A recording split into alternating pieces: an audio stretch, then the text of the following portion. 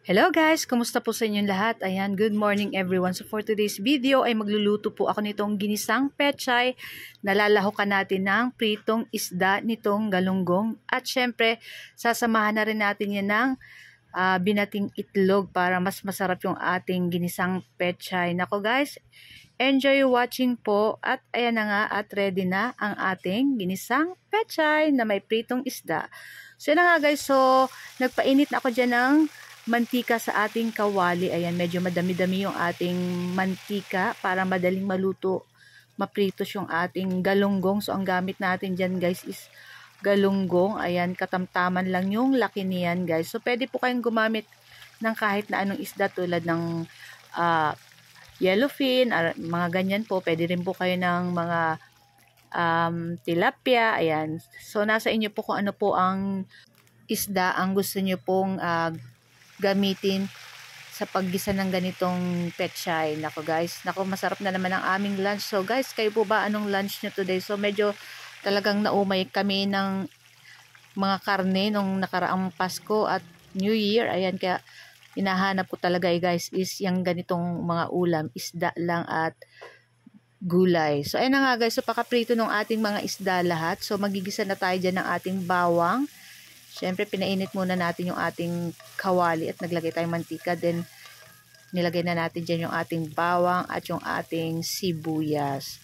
So, yan. Halu-haluin lang natin yan, guys. And maglalagay tayo dyan ng 2 pirasong kamatis. Ayan.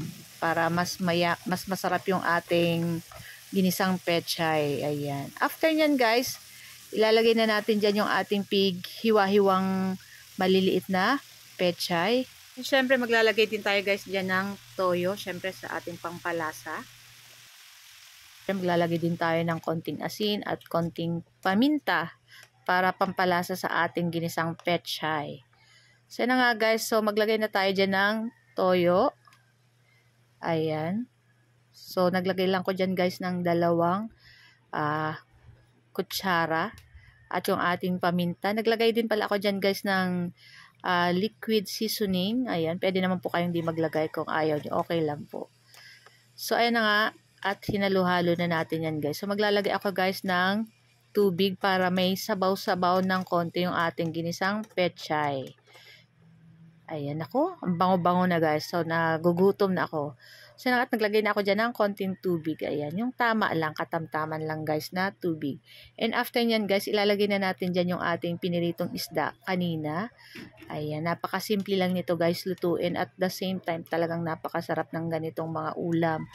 Sabi nga nila kung gusto mong humaba yung inyong buhay, kumain lang ng isda at gulay. Diba? So, na nga at yan. Lalagay po natin dyan yung ating bell pepper maya-maya. Then, ilalas natin dyan yung ating binating itlog. So, gumamit lang tayo dyan ng 3 pirasong itlog. So, na nga guys, ilagay na natin dyan yung ating bell pepper kasi kumukulo na yan. At, syempre, isama na rin natin dyan yung ating itlog na binati. So, ayan. Nako guys, try nyo po itong lutuin at talagang tsak. Nako, taob na naman ng isang kaldero yung kanin nito guys. So, pwede nyo pa yan lagyan guys ng spring onion sa ibabaw. Wala kasi ako nabili kanina. Pero okay lang po yan. So, nasa sa inyo naman kung ano po yung gusto nyong panglasa. Siyempre. So, ayan na nga guys. So, luto na yan guys. So, i-transfer na natin sa ating plate. Ayan. Siyempre, gutom na kami guys. Kaya, minamadali ko na talaga. At excited na akong kumain itong ating piniritong ginisang pechay na may pritong isdang galunggong at syempre may binating itlog. So guys, ito lang ang video today. So sa lahat po ng aking mga followers, maraming salamat po. See you our next video again. Thank you. Ciao!